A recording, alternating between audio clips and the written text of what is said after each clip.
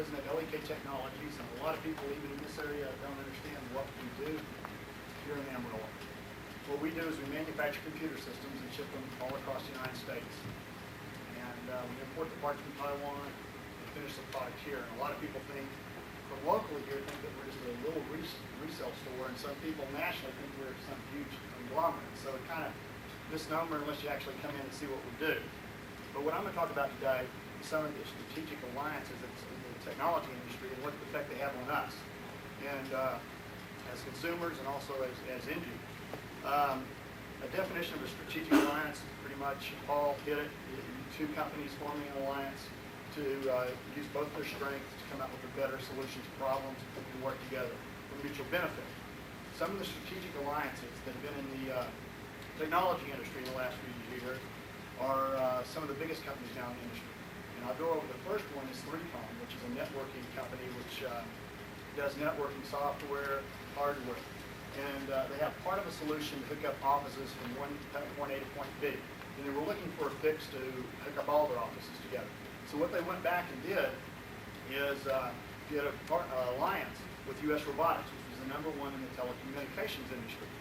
And by doing that, they were able to complete what they were looking for, which is a global solution that they can offer the customer from one end all the way to the other.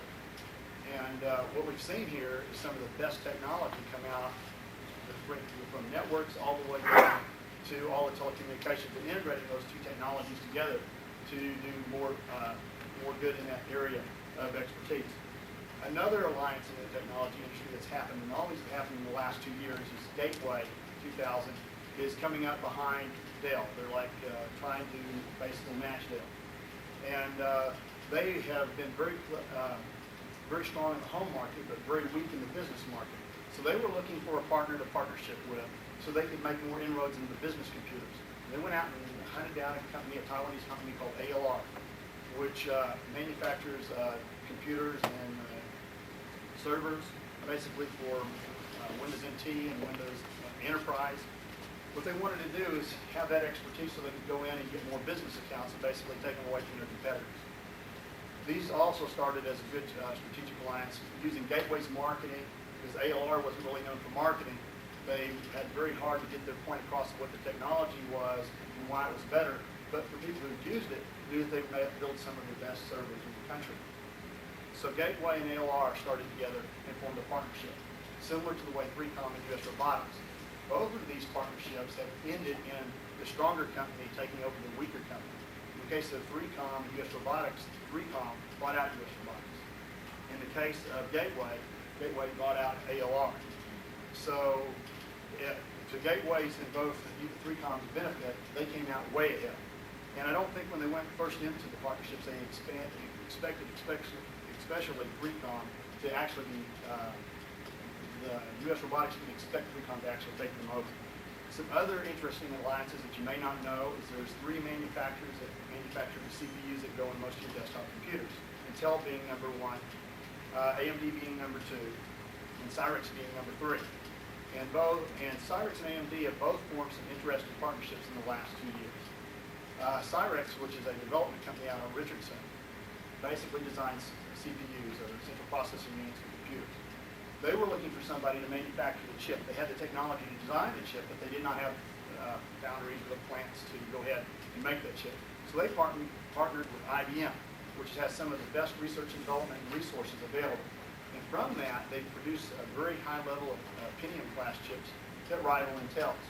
They don't have, a lot of people don't even know about their chips, but they are very stable chips.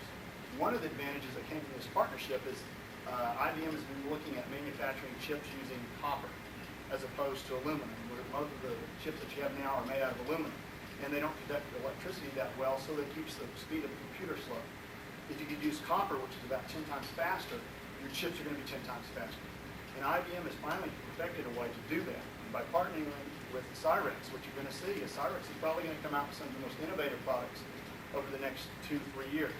Hopefully, IBM will make advantage of this partnership and promote it a little bit more than they have in the past and take a bigger hunk of Intel's business. So we'll have to wait and see how that goes.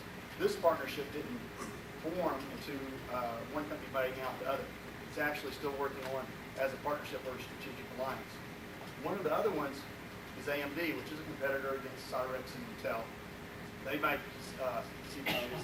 A lot of people don't know what they do. They've been making semiconductors for several years now. You can pull out some old radios from back in the 80s, and sure enough, you'll see AMD chips all over the place. But a lot of people wonder what they did. And what they've done is they've actually built a superior chip. In a lot of people's opinion, if you're independent than Intel has, they've got chips that are based on older technology, or actually socket 7 technology, which is what most of the Pentium chips are. And maybe getting a little too technical, but Intel wanted to get rid of that market because they had to compete against Tariq and AMD. So what they went out and did is to discontinue that whole line so that you had to go to Pentium 2. Well, they have a patent on the socket for Pentium 2, so AMD really can't build a chip yet using that socket, even though they're working on it anyway. So they had to come up with a better solution to stay in the business. So what they did is they formed an alliance with Compaq. And Compaq has helped them because AMD did not have any mainstream manufacturers using the product. They had a lot of small people using the product, but not any major people. So AMD and Compaq formed an alliance together, and now Compaq is able to produce machines that are under $1,000, which they were never able to do before. But by both companies doing this alliance, AMD's gotten some of the technical expertise from Compaq and marketing expertise to get their product on the market. And by working together, both of them hopefully will get AMD more on the market. But AMD's current K6 series, it's a 233 K6 or 300 K6, and you can actually compare it to a Pentium 2, which is a lot, and it's about 50% of the cost. So that strategic alliance looks like it's going to be very good for AMD to get a lot more of the chips out there. But like I said, some of the pitfalls is that going into a strategic alliance, you want to know what your partner is because it depends. You may have the agenda for them to buy you out, or you may not want them to buy you out. So you might want to look at it because a lot of these companies didn't intend to get bought out when they first did their alliances. They intended just a partnership of resources. What happened is that some of the companies took over the other companies. Now I'm going to go in a little bit about what we've done as a strategic alliance. And we formed one with the Taiwanese firm, and we've also formed a couple of small alliances here in Amarillo that I'll go over. But the one that we did in Taiwan back in 1996, Intel was still working on a mobile module for their notebooks. And they were having a lot of problems with it, getting it not to overheat in the notebooks. So at the time, the fastest notebook that Intel had out was a 133 Pentium, while desktop units were 200 megahertz. Well, a friend of mine owns a plant in Taipei, in Taiwan, and he didn't have a presence in the United States, and he was manufacturing notebooks for Europe. But he couldn't understand what the U.S. market was wanting. So I got with him about 2 years ago and sat down with him and said, listen, I need to get another product because I was carrying some people's products that were very unreliable. I need a reliable notebook, and I want to break the speed barrier of the current notebooks, which is 133 megahertz.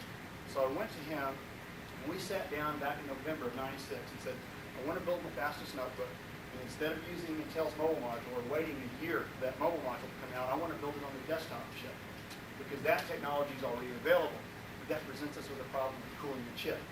And my friend said, there's no problem. I've got that solved. So and we sat there and talked, and normally it would take maybe 6 months to a year to get a project like this going. He already had a notebook that was taking the desktop chip that he'd been working on, but he hadn't found a way to cool the chip. So with some ideas from our staff and some from his R&D firm, we developed a proprietary cooling system that would actually cool the 200 desktop chip. And in February, we got our first prototypes in December, which was only 1 month after we had first talked. Worked perfectly. Went into production in the end of January and announced the product February 14th. And we were the first company in the United States to offer a 200 megahertz notebook with MMX capabilities, even without MMX capabilities at the time, but we were the first. We had about 30 to 40 articles nationally written about our products. And this is where a strategic alliance has helped both partners. It's a win-win situation. I have access to manufacturing, which I don't have enough capital funds to buy the manufacturing plant myself. So, and he doesn't have enough funds to put a full sales force in the United States. So what we did is we worked a deal where he would sell to Australia and Europe, and we'd sell to the United States, Mexico, Canada, and England. So we kind of split it up. And what we're working on now is actually taking over all their marketing and selling all their products, including in Europe. Because one of the things that they lack is the marketing skills to get the product to market. And that's one of our advantages by being close to end users, because we do have a retail shop in Amarillo. We can be close to the users and know what they're demanding. That's how we knew that people were wanting a faster notebook, where all the other people like Gateway, Dell, IBM, and Toshiba, they were married to Intel, and it tells us you're not going to release another notebook until we come up with the mobile module. So it gave us a 6-month to a year head start. And now, right now, though, Battelle has dictated that you have to build the mobile module because they're discontinuing all their desktop chips. So we were in the process of redesigning, and at the end of August we'll have our new product out, which is based on Battelle's new chip. But it's amazing how you can get a strategic alliance. One company that almost has a product, another company has an idea and put them together and come up with a good product. So that's worked out for a win-win for both of us. Another alliance that we're working on locally is we just formed an alliance with the Kenyon Independent School District. And one of our technicians that's the head of our service department is going to teach a class to high school juniors and seniors of how to repair and install Nobel and NG networks and how to repair computers. This is only the second school district in the United States to ever offer such a class. And what we're hoping to do is train these students so that when they leave, they decide they want to go on into the job world, they will be able to just go right from high school straight into a job. It's one of the most unique features that I've seen a school district want to offer, a vocational class that actually teaches you something that you're going to be able to make a living in. And our goal of the class is there's a lot of certifications that you can get that make yourself more valuable. And we're going to train these people to become Microsoft certified engineers so that right after they graduate from high school, they're going to be able to go out, get that degree. If they want to move to Dallas, people with that certification can make up to $75,000 a year, straight out of high school. And what's different is that really nobody's teaching that technology right now unless you go pay for it. Most of the courses that teach that charge about $12,000. Matter of fact, one of our techs, when we took that course, we paid about $12,000 for them to go get certified, etc. But what we're hoping to do is train these high school students, and I think it's going to be a win-win both for the school district and both for us. Number one, are we teaching something and giving back to the community? But also, we're training more technicians, which are a little bit harder to find in Amarillo, Texas, since we're located here, than Dallas, Austin, or San Jose. So that's another one of our strategic alliances that we're working with that we think will be a win-win situation. But in conclusion, the main thing you want to do when you're doing any kind of strategic alliance is try to get a win-win situation. It'll work better for your partners, and hopefully in the end you'll come out with a better solution. Thank you very much.